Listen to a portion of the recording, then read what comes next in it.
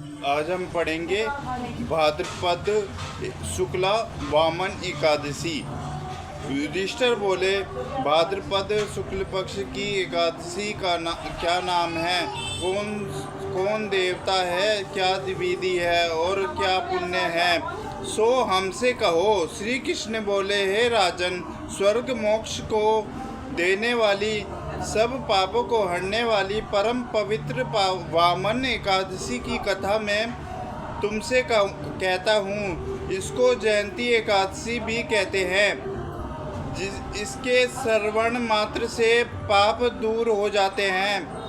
अब देशमेघ यज्ञ का फल भी इसके व्रत से बड़ा नहीं है। इस जयंती का व्रत पापियों के पापों को दूर करने वाले है। इस एकादशी को सहन करते हुए भगवान ने करवट ली है। इसी से इसको परिवर्तनीय एकादशी कहते हैं। युधिष्ठिर बोले, हे प्रभु, मुझको बड़ा संदेह है, इसको दूर करिए। हे देवस्य, आप कैसे सहन करते हैं और किस प्रकार करवट लेते हैं?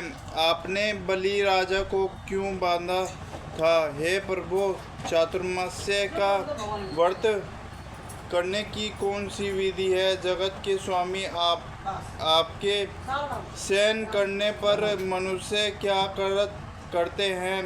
हे प्रभु, ये विस्तार पूर्वक मुझसे कहिए और मेरे संदेह को दूर कीजिए। श्री कृष्ण बोले, हे राजन, इन पाप को दूर करने वाली कथा सुनो।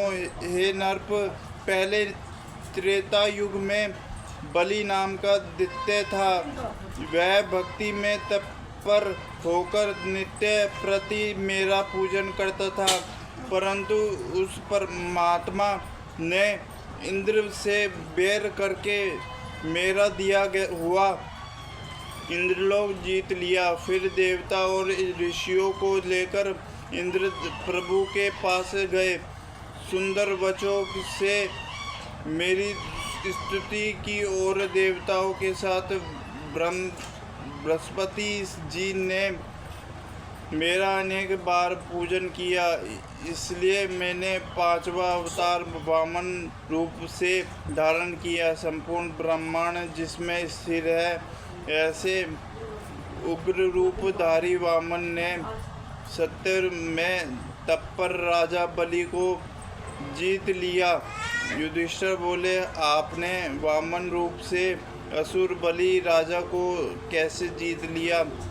यह कथा विस्तार पूर्वक कहिए।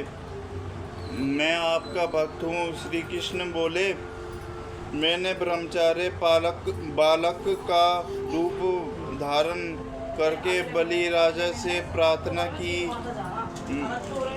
मुझे 3 पेड़ भूमि दीजिए, वह मुझको तीनों लोकों के समान भोगी।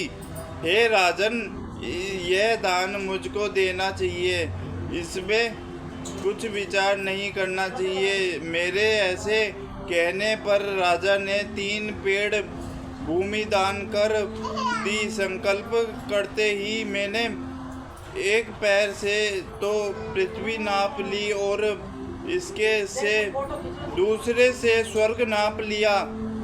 हे राजन, अब मेरे तीसरे पैर के लिए स्थान बतलाओ।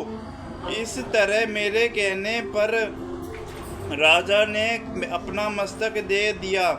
तब मैंने उसके माथे पर एक पैर रख लिया।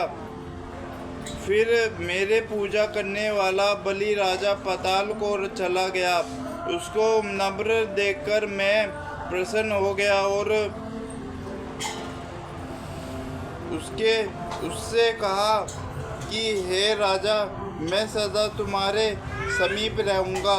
मेरे एक मूर्ति बलि राजा के आश्रम में निवास करती है और दूसरी मूर्ति क्षीण सागर में शेष जी के ऊपर शयन करती है। जब कार्तिक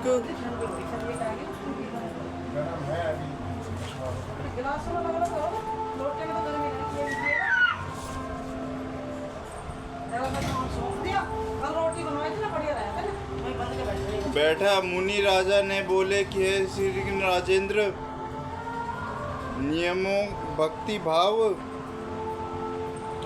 बैठा मुनि राजा से बोले, हे राजन राजेंद्र, तुम्हारे सातों अंग प्रसन्न हो तो